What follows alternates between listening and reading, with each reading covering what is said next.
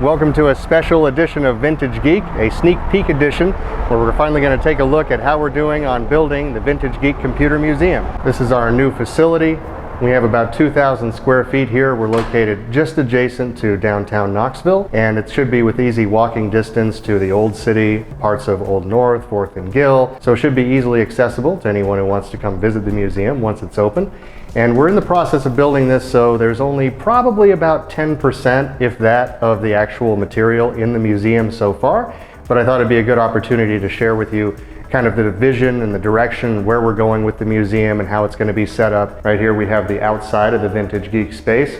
We kind of have an open reception area here where we're going to be filling out some displays as time goes on, maybe some special features, things that we have going on at the museum.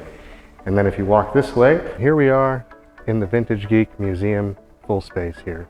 As I mentioned, it's about 2,000 square feet, and the plan is to have workstations here set up for the various brands of computers. Obviously, there's not going to be enough workstations individually for each different machine. There are so many different brands, so there's going to be some doubling up. We may end up having some additional tables in the middle section as well at some point as we expand, but we're looking forward to getting all of this equipment in place. We've been slowly starting to get some of the equipment and all of our collections in place. We're really hoping for an opening of the museum by the end of summer, but we'll keep you posted here on the channel as things progress. So this area here I like to call the rotunda. The eventual plan here is to have this kind of be the section of terminals and terminal type computers. What I'd really like to see in the long term is for us to have a terminal server system where you could log into any of the various terminals we have and compare their features, compare the way that they feel, compare the way that they function. With the curvature like it is, it's kind of a cool command center feel for these early terminal type computers. Obviously right now we just have some placeholder computers in place and some various monitors. This is going to change, of course, as we progress with the museum construction. And starting over here, we have our IBM section. This is going to be for IBM, IBM PC, PS2, later model IBMs, pretty much anything that we have in the museum that's IBM, we're going to showcase here. As I mentioned, each of these workstations will never be enough to contain all of the individual computers at one time, so we may be rotating exhibits in and out, certain machines that we're focusing on in a particular month. But there should be ample room to sit down, play with one of the machines.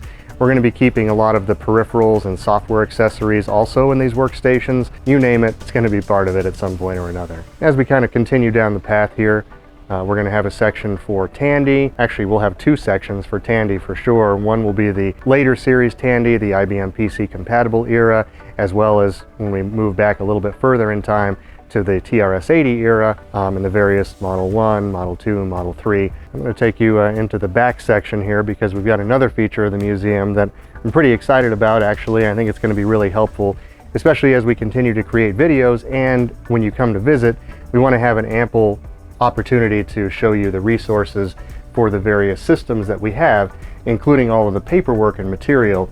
And we've been amassing a collection of a lot of this vintage material over time, and we're building a library piece by piece.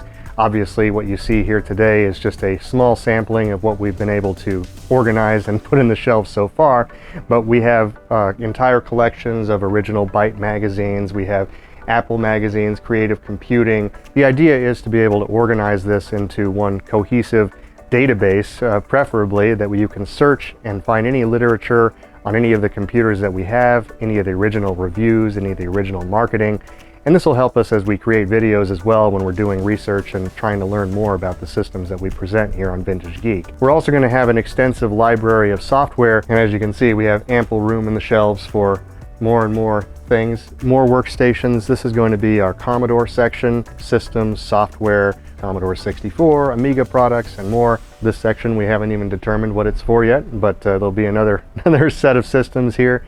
And of course, we're behind the giant Radio Shack sign, so it's always a good place to be. We'll have various Atari systems, 400, 800, later models, possibly the ST. If we come around to this corner, this is another section that we're excited about here at Vintage Geek. This is actually our service section. In our collecting, we have accumulated over time, again, a number of different service type items, including all of the original service manuals for Apple II, Macintosh, Kremenko, a lot of different systems. We have a number of different parts. We have parts units, we have cables, connectors, boards. These are going to be really helpful as we're trying to piece together some of these systems and get them operating, and you can see some of that happening when you come to visit. We've got kind of our catch-all booth right now of various systems. We've got things from Zenith Data Systems, we've got a Kremenko terminal, we've got some Panasonic gear, even some non-PC type things like the Animator 2000. Sometimes things don't fall exactly into the box of one particular computer or another, they're just vintage tech.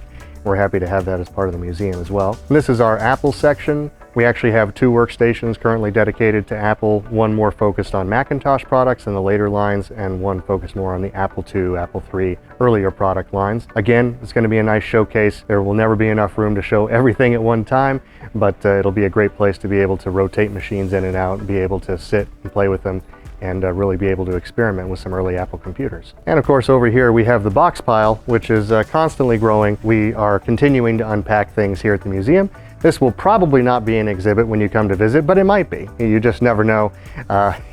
We're always a work in progress here at the Vintage Geek Museum. And I want to thank everyone for taking the time to check out this quick video today. Just wanted to bring you up to speed on how the progress is going. As I mentioned, we're going to keep you updated as we have an actual opening date lined up, and we're ready to start welcoming guests to come play with the computers here at the museum. But in the meantime, we hope that you enjoy the content on the Vintage Geek YouTube channel. Please like and subscribe if you like what we're doing. It's going to help us a lot as we continue to grow and as we're building things right here in downtown Knoxville.